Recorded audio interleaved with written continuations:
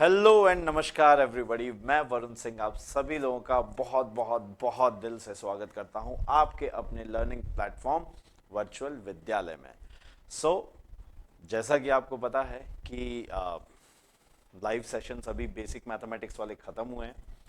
Telegram पे lectures upload हो गए हैं, हैंड रिटन नोट्स हैं और बहुत ही आपको उससे बेनिफिट मिल रहा होगा। I hope so.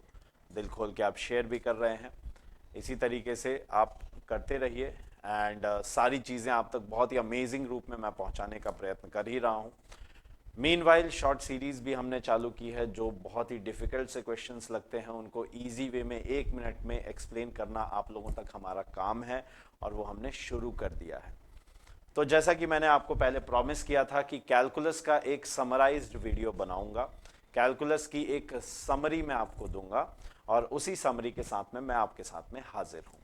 ये वीडियो उन बच्चों के लिए है जिनको कैलकुलस में बहुत ही डिफिकल्टी होती है, जिनको लगता है कि इंटीग्रेशन और डिफरेंशिएशन बहुत ही डिफिकल्ट से टॉपिक है, लेकिन इसका जो जिस्ट है, इसका जो क्रक्स है, इसका जो सार है, समरी है, ये हम लोगों ने वैसे ही अपने बेसिक मैथमेटिक्स के लेक्चर्स में देखा था।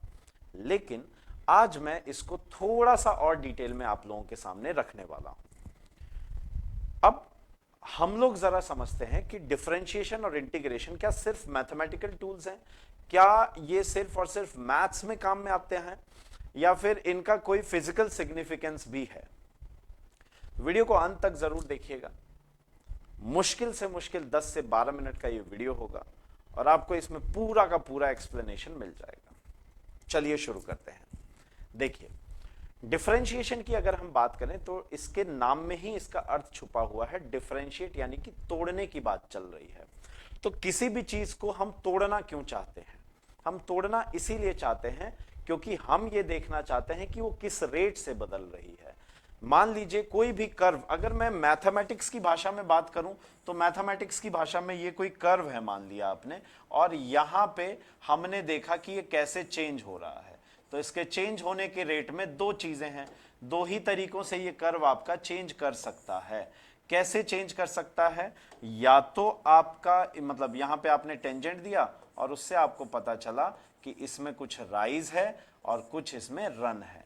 राइज ऊपर हो सकता है, नीचे हो सकता है। इसको एक स्टोरी के माध्यम से समझिए। मान लीजिए कि आप अपने घर के छत पे हैं, भूकंप आता है ऑल ऑफ अ सडन, बहुत तेज। आप छत पे हैं, बहुत तेज क्या, 7 6 इसी स्केल का आता है। आप जैसे तैसे खुद को संभाले, लेकिन जब आप नीचे भागने लगते हैं आपको दिखता है कि सीढ़ियां गिर गई हैं, टूट के सीढ़ियां नीचे गिर गई। अगर टूट के सीढ़ियां नीचे गिर गई हैं, कुछ एक सीढ़ियां 5 6 स्टेप्स नीचे गिर चुकी हैं। अब ये जो स्टेप्स नीचे गिरी हैं, इन स्टेप्स को कवर करके आपको जाना है। अगर आप कूदते हैं, ऐसे मान लीजिए ये स्टेप्स हैं और उसमें से इतनी गायब हो चुकी हैं, अब आपको यहां पहुंचना है। तो यहां पहुंचने का तरीका आपको समझ में नहीं आ रहा, कैसे आप पहुंचेंगे? तो आपने क्या किया, एक छोटा सा कंकड़ उठाया, उसकी अपने आंखों के पास लगाया और देखा कि कितना स्टेप्स नीचे है। लगभग साइड से आपने देखा तो वॉल से कितना स्टेप्स नीचे, वो पत्थर कितने बार नीचे करके आपने देखा कि अप्रोक्सीमेटली 3 से 4 बार आपने में नाप लिया उसको अंदाजन, और फिर 5 से 6 बार आगे बढ़ा के आपने नापा। यानी कि 3 और 5 का रेशो होना चाहिए, 3 और 5 का। और फिर आपने जो एक हाइपोटेन्यूस पाइथागोरस की मदद से बनाया, तो ये लगभग लगभग आपका 3 9 5 25, ये 34, यानी लगभग लगभग 6 के आसपास ये होना चाहिए। इसका मतलब ये हुआ कि यहां पे ये जो लेंथ है ये किस रेशो में होनी चाहिए, इसके और इसके। एक एग्जाम्पल के तौर पे देख रहे हैं, 3 5, ये ऑलमोस्ट 6 के आसपास। तो आपने कोई एक प्लैंक उठाया, उससे आपको अब रेशो का डिवीजन लग गया, राइट? तो ऑलमोस्ट ये आपके पास में आपने सीढ़ी लगाई, एक आपने प्लैंक बिछा दिया और यहां से जंप मारते हुए आप चले गए, राइट? सो ये तरीका क्या हुआ, ये पता क्या चला आपको कि ये किस रेट से बदल रहा है। 3 नीचे 5 आगे, ये इस रेट से चेंज हो रहा है, राइट? वहीं अगर ऊपर जाना होता तो आप क्या करते, आप फिर यहां पे कोई प्लैंक अगर लगाते तो वैसे ही आप चेक कर लेते कितना आगे और कितना ऊपर। यही क्या है, dy बाई डी एक्स। किस रेट से चेंज हो रहा है, यही क्या है जी, dy बाई डी एक्स, यानी कि किस रेट से चेंज हो रहा है। अब इसके फॉर्मूले आ जाते हैं, फिर उसके बाद में क्या आ जाते हैं, आपके फॉर्मूले आ जाते हैं। तो फॉर्मूले कैसे आ जाते हैं, फॉर्मूले आ जाता है कि आपका x की पावर यदि n है, सबसे जनरल, और इसी से मोस्टली सारे निकल जाते हैं, x की nx की पावर n-1। तो ये किया क्या आपने, एक डायमेंशन इसका कम कर दिया। एक डायमेंशन कम क्यों किया, क्योंकि आप ऐसे समझिए कि कोई भी अगर मान लीजिए ऐसा कर्व है, ऐसा कर्व है, अब ये कर्व में दो डायमेंशंस हैं, राइट, और इसका खुद का कुछ फंक्शन है, मान लो y बराबर x की पावर 4 है। तो जब तक आप इसको एक डायमेंशन कम करके देखोगे नहीं, तब तक राइज और रन आपको पता नहीं चल पाएगा। So that is why n-1, simple. वही बात करें अगर हम लोग इंटीग्रेशन की, तो इंटीग्रेशन के नाम में ही छुपा है जोड़ना। तो किस चीज को जोड़ोगे आप, जोड़ना तो किसी चीज को तो जोड़ोगे ना आप। तो जब जोड़ने की बात आ रही है तो आप कह रहे हो जोड़ना सर, तो जोड़ना मतलब एक्यूमुलेट करना, एक जगह इकट्ठा करना, राइट। अब उसी एग्जाम्पल की बात करते हैं। तो वो जो ऊपर से सीढ़ियां गिरी, वो नीचे फर्श पे, सीढ़ियों का जो मलबा था वो नीचे फर्श पे गिरा। अब वो फर्श पे गिरा, और फर्श पे गिरने के बाद में वो कुछ ऐसा, अब सीधे सीधे तो गिरेगा नहीं, आर्बिट्ररी शेप उसने लगा लिया। नीचे जमीन पे आपकी टाइल्स बिछी हुई थी, इस प्रकार से ऐसे टाइल्स बिछी हुई थी। अब आपको पता है कि ये टाइल्स तो टूट चुकी हैं, राइट, ये टाइल्स जो हैं वो टूट चुकी हैं। अब रेनोवेशन करवाना पड़ेगा, तो इसको मतलब बनवाना पड़ेगा वापस से। अगर ये रेगुलर शेप होती तो आप पता कर लेते कितनी टाइल्स, कितना एरिया आपका गया, लेकिन इसको फिर आप कैसे करेंगे।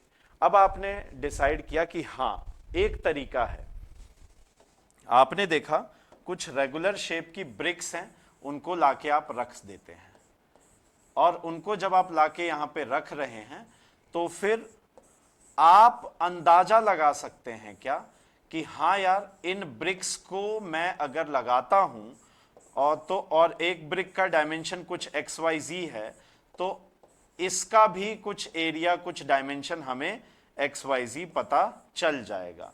लेकिन ब्रिक्स के साथ में प्रॉब्लम है, ब्रिक्स की शेप आपको डेफिनेट दिख रही है। अब ब्रिक्स की शेप डेफिनेट है, तो आपने क्या डिसाइड किया, नहीं नहीं ब्रिक्स से पता नहीं चल रहा, एरर्स आ रही हैं। देखो यहां खाली जगह, यहां पे एक्स्ट्रा आ गया, यहां पे खाली जगह, यहां पे एक्स्ट्रा, बीच में भी, यहां भी खाली जगह। तो आपने क्या डिसाइड किया, आपने छोटे छोटे कंकड़ भरना चालू कर दिया। अब जब आपने छोटे छोटे कंकड़ भरना चालू कर दिया, आपको पता चल गया धीरे धीरे धीरे धीरे ओवर द टाइम, जैसे ही आपने भरा, एक कंकड़ का डायमेंशन पता है, आपने सबको पकड़ के जोड़ दिया, सारे कंकड़ के सरफेस एरियाज को जोड़ दिया, आपका टोटल सरफेस एरिया आ गया। रियल लाइफ एग्जांपल है, ऐसा किया जा सकता है। ऐसा अब आप ऐसा करते हैं, कैसे करते हैं, मान लीजिए कोई कर्व है, अब मतलब जोड़ोगे, आप बोल रहे हो ना जोड़ोगे इकट्ठा करोगे, तो जोड़ोगे और इकट्ठा करोगे तो कहीं ना कहीं करोगे ना किसी जगह तो आप करोगे। अब वो कौन सी जगह आप कर रहे हो, वही एरिया में इकट्ठा कर रहे हो आप, एक तरीके से जो हमने देखा वो पत्थर और ब्रिक्स जो हम लोग ला रहे थे।